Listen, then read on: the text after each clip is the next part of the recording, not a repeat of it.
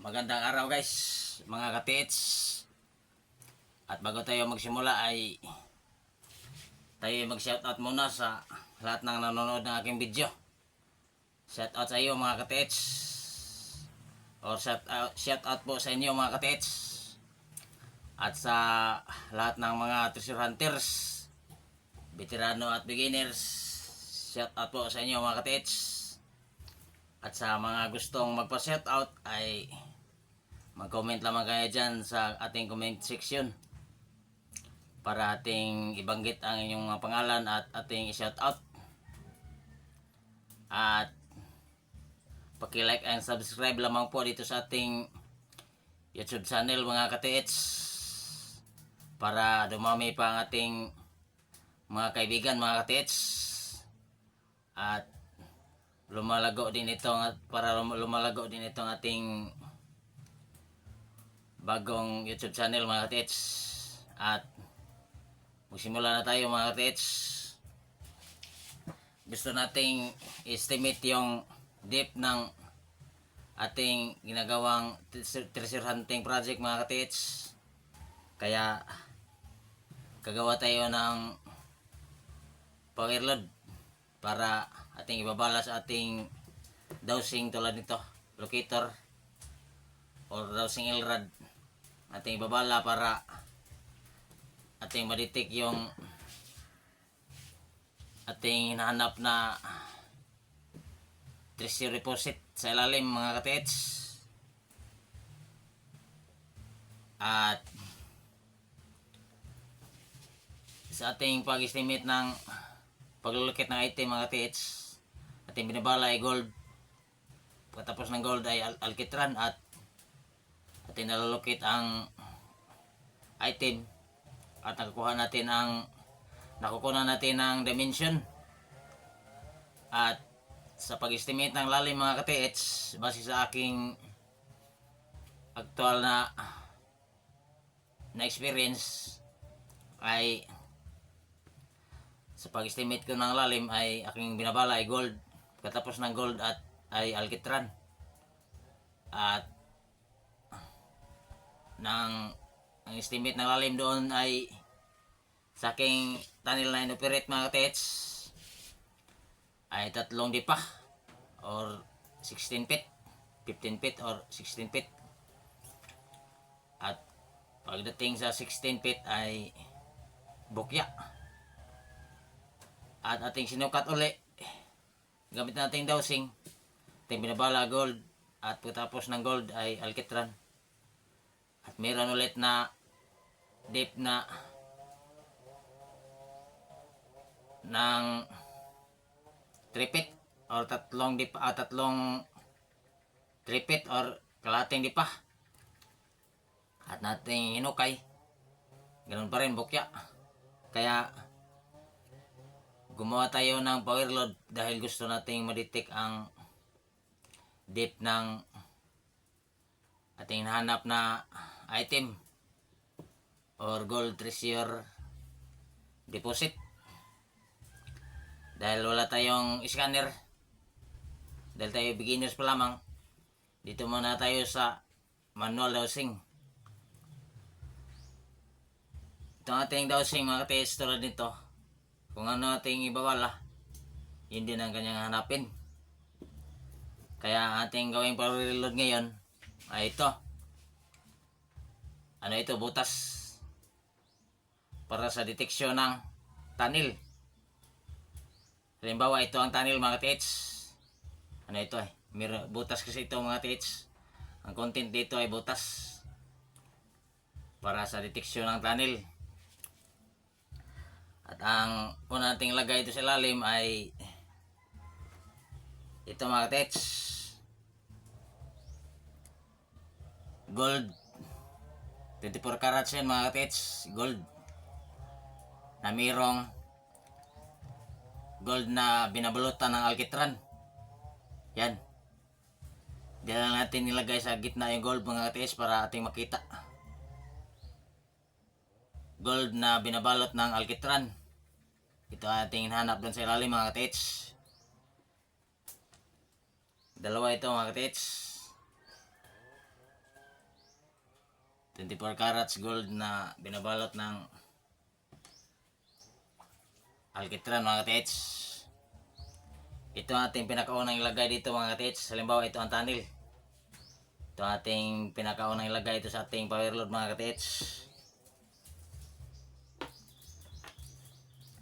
Pagkatapos dito mga katits, ating sunod na ilagay ay carbon.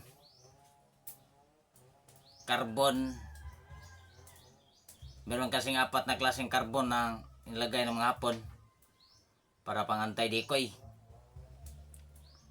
Ito yung una. Ito gold na may binabalutan ng alkitran. Pangalawa ay 4 na klaseng carbon or black soil. At sunod nating ilagay ay lupa, pwedeng lupa. Pagkatapos clay. Pagkatapos ng clay ay lupa at anti-decoy ng ito buhangin. Aking na-detect doon sa aking pag-estimate ng lalim mga katits. Aking nakuha doon ay buhangin. Merong ilagay na buhangin ng mga Hapon para doon hanggang doon lang ma-detect ng ating manual. At ito layer na lagyan natin ng layer na may bato dito. Tapos ay ating lagyan ng lupa ulit at di natin pupunuin dahil yung ating tunnel na i-detect ang depth ay ano na kasi yun, may butas na or nahukay na, kaya hanggang dito lang siguro ang ilagay natin na power load dito mga katits. Yan. At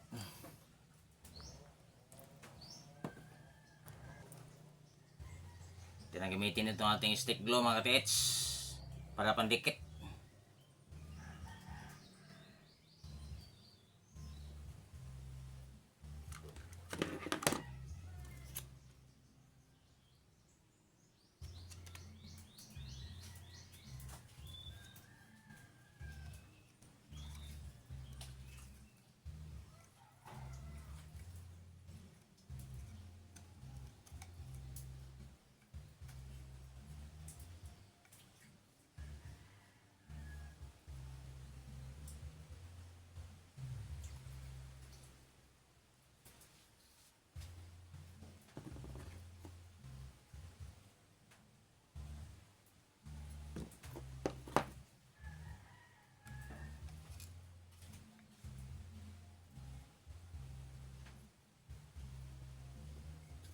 Yan, dumikit na ito ating sa pinakalalim mga katits.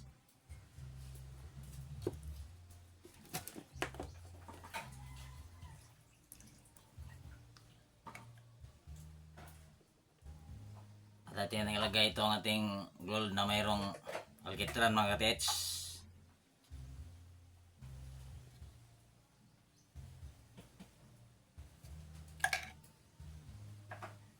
Dalawa ito mga katits.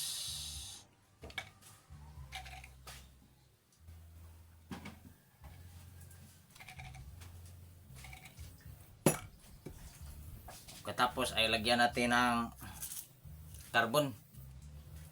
Meron kasing content, kung ano ang content na meron doon sa tunnel, sa loob ng tunnel mga pitch, yun ating babala dito para alam naman natin itong ating, kapag itong ating dosing, kung ano ating ibabala, yun din ang kanyang hanapin. Susunod natin ilagay dito mga pitch ay carbon. Yan sa mga pitch, carbon. Ito kasi yung last layer. Pagkatapos ng last layer, carbon or black soil. Pagkatapos ay nandun na ang gold deposit mga katits. Yan mga katits, carbon.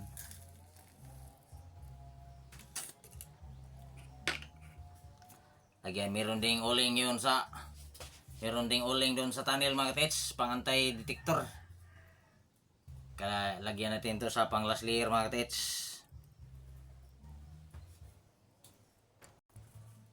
Sunod natin ilagay mga katits ay itong clay, white clay. Nakuha natin ito doon sa ating treasure site. Second layer. Mula dito sa ilalim mga katits. Tapos mga katits ay lagyan natin ng anti-decoy mga katits. Maraming klase. Meron din itong siminto ng hapon mga katits. Meron din itong pirates.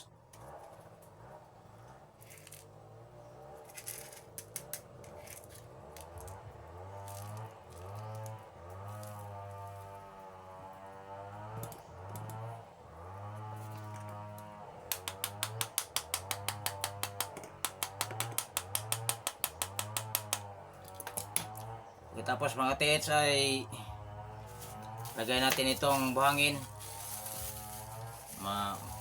bato, at tapos ay itong lupa.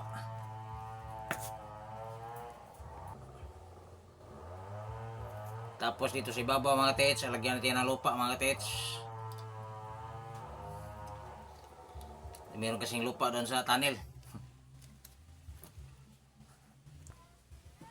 Pagkatapos mga tits ay ating sasarduhan ng stick glue. Ito mga tits, gamit itong ating glue gun.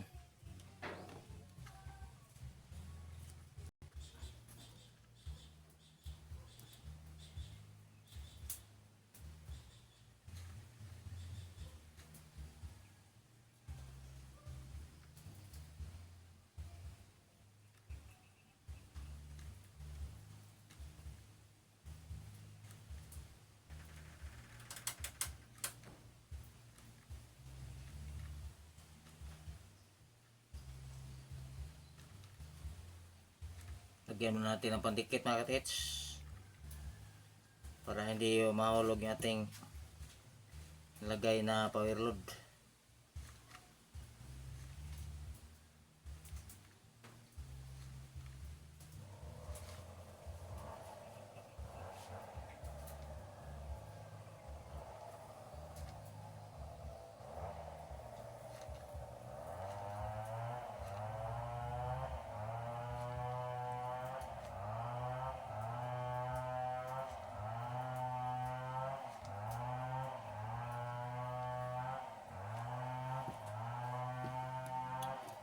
Yan, tapos na siya mga katits. Pwede natin gamitin ito doon sa ating inoperate na treasure hunting project. At para sa pag-estimate natin ng depth. Ating purpose dito ay para masukat natin yung lalim ng deposito mga katits na ating hinahanap.